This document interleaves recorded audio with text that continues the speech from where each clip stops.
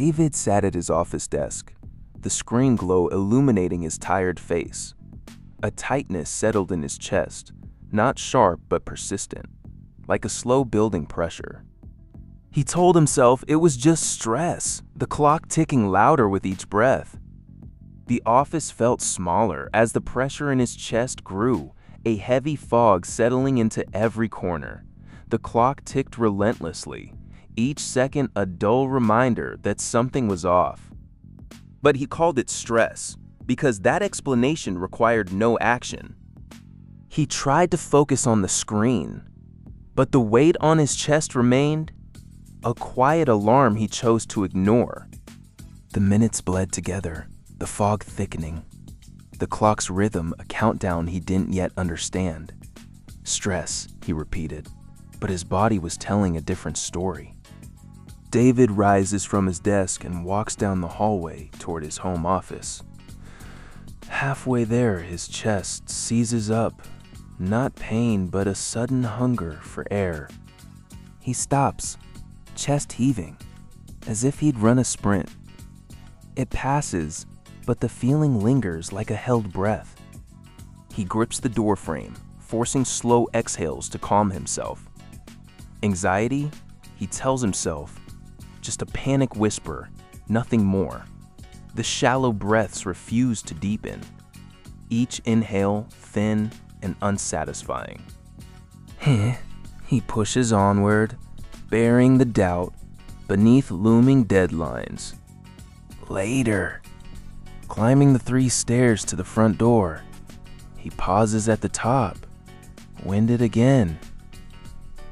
It's like his lungs can't keep up with the smallest effort. Still, he labels it poor fitness, stress, anything but what it is. The staircase becomes a quiet witness to his body's cry. That night, sleep became a battle. Every time David drifted off, the suffocating weight on his chest yanked him back awake.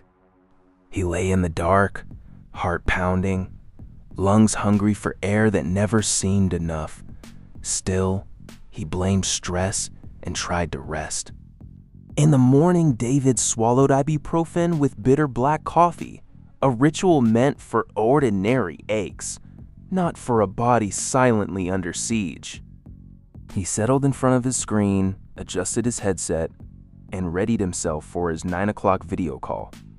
The tightness remained, a ghost he chose to ignore. Through the call, David presented slides and answered questions, his voice steady even as his chest whispered warnings. He dismissed the discomfort as another deadline shadow, focusing on work instead of the growing storm inside. Later seemed like the safest place to deal with his body's subtle pleas. At his desk, David typed his symptoms into a search bar. Tight chest, shortness of breath, racing pulse.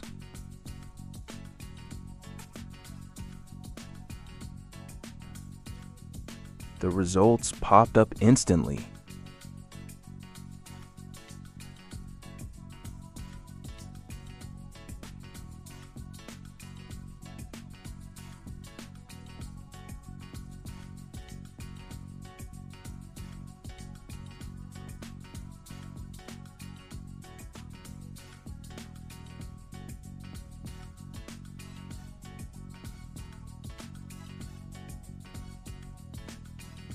He clicked on an article about somatic symptoms of anxiety. It fit perfectly.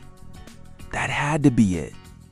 He scrolled through forum threads where people described the same breathlessness. Many said it was just stress, nothing serious. He found a sense of certainty in the shared experiences. Self-diagnosis felt reassuring. Even if it was flawed. He nodded to himself. It was definitely anxiety. But online searches can't distinguish between a panic attack and a pulmonary embolism. Both cause chest tightness. Both can make you feel like you can't breathe. by settling on anxiety, David missed the warning. Breathlessness is not always in your head. Sometimes it's a blocked artery. Deep in David's left leg, a blood clot had silently formed after days of stillness. It broke loose from the vein wall and entered the bloodstream, becoming a silent passenger. The clot began a dangerous journey upward through his body's largest veins. The clot traveled through the veins into the right side of the heart. David's heart pumped against the obstruction, straining to push blood past the growing mass. Each beat became harder as the body's own pump fought a silent blockade. The clot lodged in the pulmonary artery, blocking blood flow to the lungs. David's heart began to race, trying desperately to overcome the blockage. What felt like anxiety was actually his body slowly suffocating from the inside, starved of oxygen. His phone buzzed on the desk. It was his sister. She heard the strain in his voice immediately and refused to accept his dismissal. "David, you sound terrible. I'm worried." "You need to go to urgent care tonight." An hour later, she called back. He hadn't moved. "I'm coming to get you," she said. Headlights swept across his window as her car pulled into the driveway. He could see her silhouette, phone pressed to her ear. Reluctantly, he climbed into the passenger seat. The drive to urgent care was quiet, broken only by the hum of the engine and his labored breathing. She glanced over, her worry deepening as the clinic's lights came into view.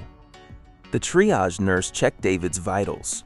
His heart rate was 110, a bit high for someone just sitting, but nothing that screamed emergency. They led him to the waiting area, a sterile room with plastic chairs and a silent tension that filled the space. In the waiting room, a heart monitor displayed his vitals. The clerk at the intake desk glanced at it between tasks.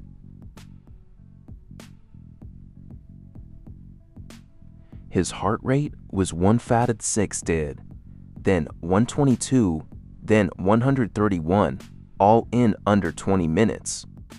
A steady climb with no clear reason. The clerk's screen showed David's heart rate rising without a clear trigger. She'd seen sepsis, heart failure, and clots present this way. Leaving her paperwork, she strode to the nurse station and alerted the charge nurse. "Check room 4. Now." In a matter of minutes, the CT scan images appeared on the monitor, stark white spots blocking the pulmonary arteries. The radiologist grabbed the phone, her call to the attending sharp and clear. "Massive bilateral pulmonary emboli. We need to move now." David's heart was already struggling, the right ventricle visibly dilated. Without delay, the attending ordered immediate anticoagulation. Nurses hung IV heparin. A respiratory therapist set up high-flow oxygen. The vital signs monitor showed his heart rate rising further, 145, 150. The staff worked in synchronized urgency, each second precious. They knew this brief window could mean survival. 2 hours later, David's vitals finally steadied. The heparin drip was doing its work, stopping new clots from forming.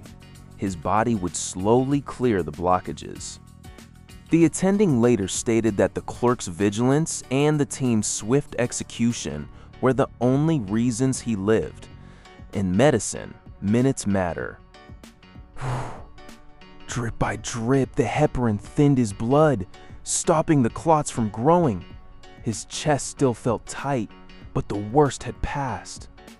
Monitors beeped steadily, a reassurance that his heart was no longer racing against a blockage. He remained in the ICU for 2 days, watched closely for any signs of new emboli. By day 3, he graduated from the ICU to a regular room. The IV was removed, replaced by oral blood thinners.